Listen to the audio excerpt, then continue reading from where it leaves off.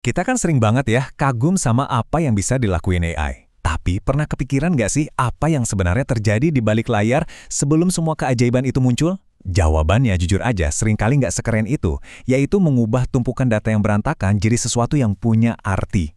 Nah, proses inilah yang bakal kita bongkar bareng-bareng hari ini. Ini analogi yang pas banget sih. Coba deh bayangin model AI itu kayak mesin mobil super canggih.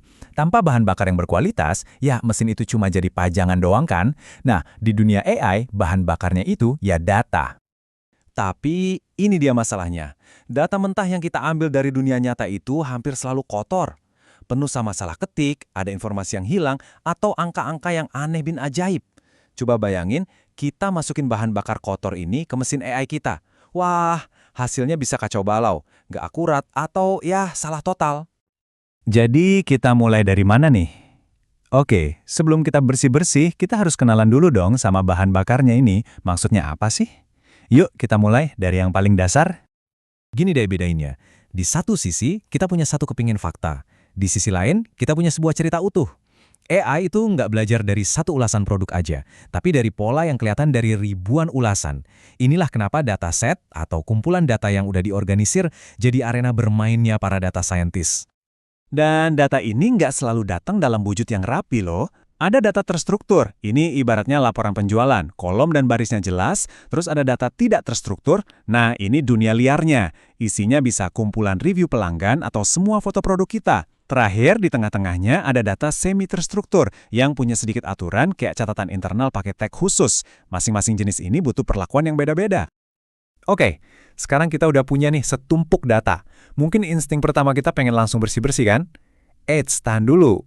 Sama kayak mekanik andal, langkah pertamanya itu buka kap mesin dan lihat-lihat dulu. Nah, di dunia data, ini namanya analisis data eksplorasi. Di tahap ini, kita cuma perlu nanya dua hal simple aja. Pertama, isinya apa aja sih? Kita cek ada berapa baris dan kolom, dan jenisnya apa? Angka, teks, atau tanggal? Kedua, gambaran besarnya gimana nih? Kita lihat statistik ringkasnya, kayak nilai rata-ratanya berapa. Ini tuh kayak medical check-up cepat sebelum kita melakukan operasi besar ke data kita. Sip, inspeksi beres. Sekarang kita udah tahu nih mana aja yang bermasalah. Nah, sekarang baru masuk ke bagian intinya. Mengubah data mentah yang aut-autan ini jadi bahan bakar yang bersih dan efisien buat AI kita. Masalah pertama dan yang paling sering kita temuin, data yang hilang atau sel yang kosong melompong. Terus, diapain dong? Pilihan pertama, kita isi celahnya biasanya pakai nilai rata-rata dari kolom itu. Pilihan kedua, yang lebih drastis, kita buang aja seluruh barisnya. Setiap pilihan ada risikonya. Mengisi bisa sedikit mengubah data, sementara menghapus berarti kita kehilangan informasi. Ini salah satu keputusan penting pertama yang harus kita ambil. Berikutnya, ada yang namanya outlier, nilai yang beda banget dari yang lain. Bayangin data gaji karyawan, terus tiba-tiba ada satu orang yang gajinya miliaran. Nilai ekstrim itu bisa merusak hitungan rata-rata dan menipu model AI kita. Makanya kita mesti selidikin dulu, ini salah ketik atau emang datanya beneran ada tapi langka. Baru dari situ kita bisa putusin mau diapain. Bayangin kita punya data usia, angkanya antara 20-70. Terus ada juga data pendapatan, angkanya jutaan. Nah, AI-nya bisa salah kaprah nih, ngira pendapatan lebih penting cuma gara-gara angkanya lebih gede. Normalisasi itu solusinya. Proses ini menyamakan skala semuanya, biasanya jadi antara 0-1, biar setiap informasi diperlakukan secara adil sama si model. Oke, data kita udah kinclong nih sekarang. Tapi isinya masih lautan angka. Otak kita kan nggak jago ya ngelihat pola dari tabel, tapi kita jago banget ngelihat pola dari gambar. Nah, itulah gunanya visualisasi, buat ngebongkar cerita yang selama ini ngumpet di dalam data. Tiap grafik itu kayak punya tugasnya sendiri buat jawab pertanyaan yang beda-beda. Pakai histogram, kita bisa lihat kelompok umur mana sih yang paling banyak di produk kita. Pakai box plot, bisa langsung kelihatan kalau ada satu pelanggan yang belanjanya 1000 kali lebih banyak dari yang lain. Nah, itu outlier. Dan scatter plot itu cara paling jitu buat lihat hubungan. Bener nggak sih penjualan naik kalau budget iklan kita naikin? Oke, kita udah deket banget nih sama garis finish. Datanya udah bersih, udah rapi. Tapi, tunggu dulu.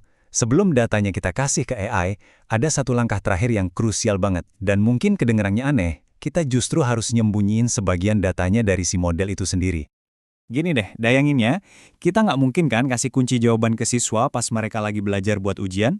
Nah, data latih itu materi belajarnya. Model pakai ini buat nemuin pola. Terus data uji yang kita simpen baik-baik dan nggak pernah diliatin ke model, itu ujian akhirnya. Ini satu-satunya cara kita tahu si model beneran belajar atau cuma sekedar menghafal. Kenapa kita repot-repot ngelakuin ini? Ya buat nghindarin satu masalah besar yang namanya overfitting. Ini terjadi pas modelnya jadi terlalu jago ngapalin data latihnya, tapi begitu dikasih data baru yang sedikit beda, langsung gagal total. Jadi pemisahan data ini adalah pertahanan utama kita, buat mastiin modelnya bisa mikir secara umum, bukan cuma ngapalin. Jadi, ujung-ujungnya, semua proses persiapan data ini sebenarnya mengarah ke satu pertanyaan mendasar. Membersihkan, menormalkan, dan memisahkan data itu bukan cuma langkah teknis. Ini semua kita lakuin buat mastiin bahwa ketika kita bilang sebuah AI itu belajar, artinya dia beneran paham konsep, bukan cuma jadi penghafal yang jago. Sebuah pemikiran untuk direnungkan. Sampai ketemu lagi.